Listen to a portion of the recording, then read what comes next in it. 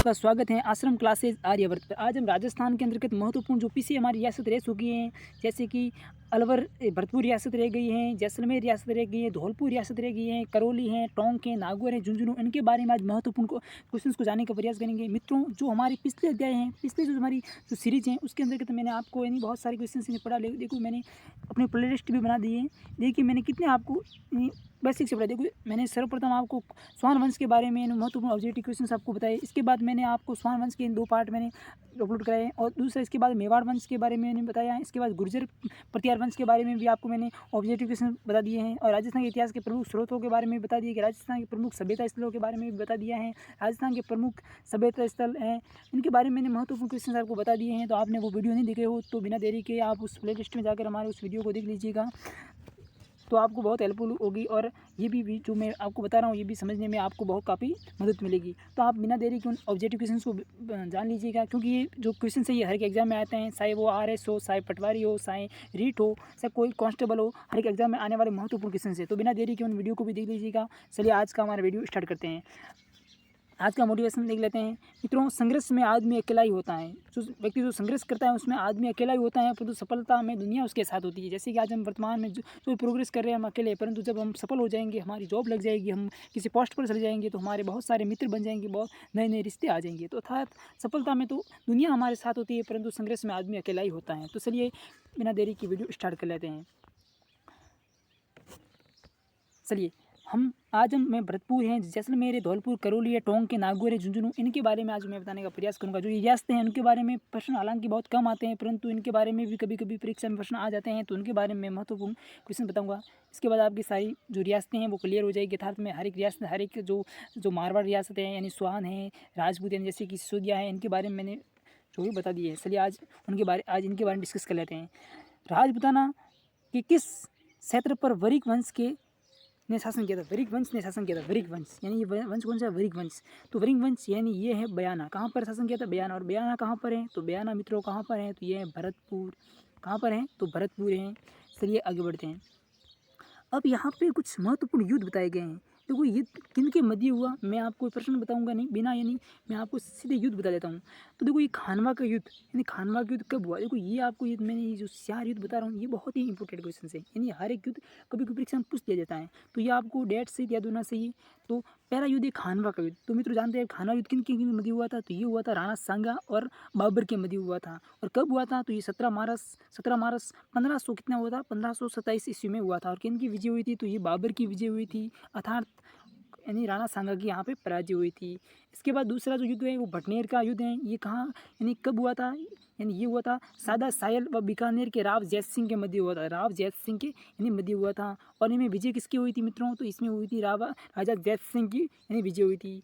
तीसरा युद्ध है सुमेलगिरी का युद्ध। सुमेलगिरी का युद्ध, और ये क्षेत्र कहाँ पर है? तो ये मित्रों कहाँ पर है? यानी सुमेलगिरी यानी जोधपुर के मालदेव व शेरशाह सूरी के मध्य हुआ था। ये युद्ध हुआ था। ये यानी जोधपुर के जो शासक मालदेव था, राव मालदेव, और शेरशाह सूरी के मध्य युद्ध हुआ था। इसके अंतर्गत विजय किसकी हुई थी? शेरशाह की हुई थी। मित्रों, ये विजय बहुत ही कठिनाई से हुई थी। इस युद्ध में ही शेरशाह सूरी ने कहा था कि मैं मुट्ठी भर बाजरे के लिए हिंदुस्तान की बादशाह खो जाता। यानी इतना बहुत टक्कर का युद्ध हुआ था। इसमें जो मालदीव के 2 सेनापति थे, जैता और गोपा, उन्होंने बड़ी वीरता से ये युद्ध लड़ा था। और तीसरा आप जानते होंगे महत्वपूर्ण युद्ध है हल्दी घाटी का युद्ध। बहुत ही खतरनाक युद्ध है, यानी बहुत ही महत्वपूर्ण युद्ध है। ये युद्ध कब हुआ था? तो ये युद्ध हुआ था 18 जून 1577 ईस्वी को महाराणा प्रताप व अकबर के मध्य हुआ था। और ये मित्रों अनिर्णायक युद्ध है, क्योंकि इनके युद्ध हुआ था, इनमें दोनों युद्धों में सेनापति वगैरह सब, यानी उस समय यानी जो युद्ध हो रहा था उसमें सब घायल हो गए, यानी युद्ध रणभूमि छोड़ दिया था। जब सेना ही लड़ रही थी तब इनके बीच में निर्णायक युद्ध नहीं था। यानी इनमें कहने हम ये नहीं कह सकते, यानी किसी भी बिंदु पर ये नहीं जा सकते कि इसमें इस योद्धा की यानी इस सेना की विजय हुई थी। अर्थात ये युद्ध अनिर्णायक युद्ध है। अर्थात हम ये भी नहीं कह सकते कि प्रताप की विजय हुई थी, और ये भी नहीं कह सकते कि अकबर की विजय हुई थी। यानी इनके बारे में कोई अभी तक किसी निर्णय तक कोई भी इतिहासकार अभी नहीं पहुँचा है। चलिए, जाट वंश का 18वीं शताब्दी के मध्य में किन भूभागों पर आधिपत्य था? जाट वंश का। तो देखो मित्रों, मैं आपको बताता हूँ कि राजस्थान में, कहाँ पर? राजस्थान में मात्र 2 ही रियासत थी जहाँ पर जाटों का अधिकार था। और ये 2 रियासत कौन सी थी? तो एक तो मित्रों कौन सी थी? तो एक रियासत थी भरतपुर, और दूसरी रियासत थी ये थी धौलपुर। कौन सी रियासत थी? तो ये रियासत थी धौलपुर।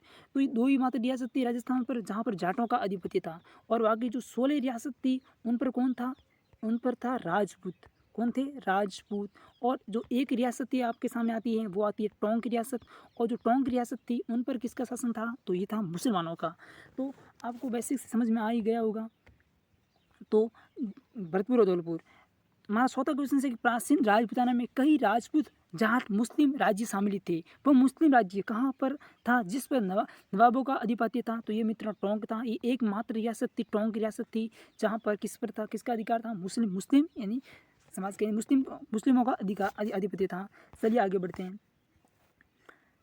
जो 5वां क्वेश्चन हमारे सामने आता है वो आता है कि अलवर जिले के किस पराक्रमी वीर ने खानवा के प्रसिद्ध युद्ध में राणा यानी महाराणा सांगा के साथ बाबर से युद्ध करते हुए वीरगति को प्राप्त हुए थे? तो हसन खां मेवाती। मित्रों कौन था यहाँ? हसन खां मेवाती था। उन्होंने इस युद्ध में यानी लड़ते हुए वीरगति को प्राप्त हुए थे। इसके बाद आता है कि तालाब-ए-शाही का निर्माण जहांगीर के किस मनसबदार ने करवाया था? तो ये सुलेह खां ने करवाया था। 16वीं और 17वीं शताब्दी में राजस्थान में नील का कारोबार अत्यंत विकसित था, और नील हमारी सांस्कृतिक विरासत रही है। इस विरासत का गवाह रहा है तो ये बयाना। कौन रहा है इसका? बयाना, जो कि भरतपुर के अंतर्गत है। राजस्थान के किस राज्य के शासकों को महारावल कहा जाता है? क्या कहा जाता है? महारावल। तो मित्रों मैं बता देता हूँ कि एक तो डूंगरपुर है। कौन सा है? डूंगरपुर। और पहली जैसे डूंगरपुर, दूसरी रियासत हैं तो ये हैं डूंगरपुर, बांसवाड़ा, ये लोकेशन बांसवाड़ा, और एक जो तीसरी रियासत है वो है प्रतापगढ़। कौन सी है? प्रतापगढ़। ये प्रतापगढ़, ये तीनों रियासत हैं। इनके जो शासक थे वो क्या कहलाते थे मित्रों? तो ये कहलाते थे महारावल। इनके आगे क्या लगाते थे? महारावल। जिस प्रकार मेवाड़ के जो शासक थे वो आगे क्या लगाते थे? या तो राणा लगाते थे या फिर क्या लगाते थे? रावल। उसी प्रकार जो डूंगरपुर हैं, बांसवाड़ा हैं और प्रतापगढ़ है, इन तीनों जो रियासत हैं इनके शासक हमेशा आगे क्या लगाते थे? महारावल लगाते थे।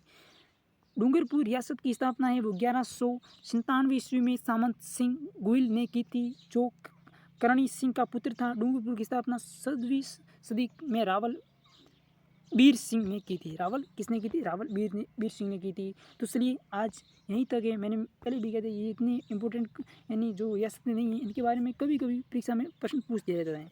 तो चलिए आज का हमारा वीडियो यहीं तक सीमित है। हो सके तो हमारे असम क्लासेज आर्यवर्त को चैनल को सब्सक्राइब कीजिएगा, हमारा भी सपोर्ट कीजिएगा। और मित्रों हमने हमारे जो चैनल है इनकी प्लेलिस्ट पर देखो मैंने बड़ी बेहतरीन ढंग से देखो ये स्वान राजवंश हैं, स्वान राजवंश, इनके बारे में देखो मैंने एक वीडियो ऑब्जेक्टिव वीडियो हमारे चैनल पर डाल दिए हैं। तो आप जाकर उन वीडियो को भी ज़रूर देखिएगा, आपकी और भी हेल्प हो सकती है। चलिए धन्यवाद।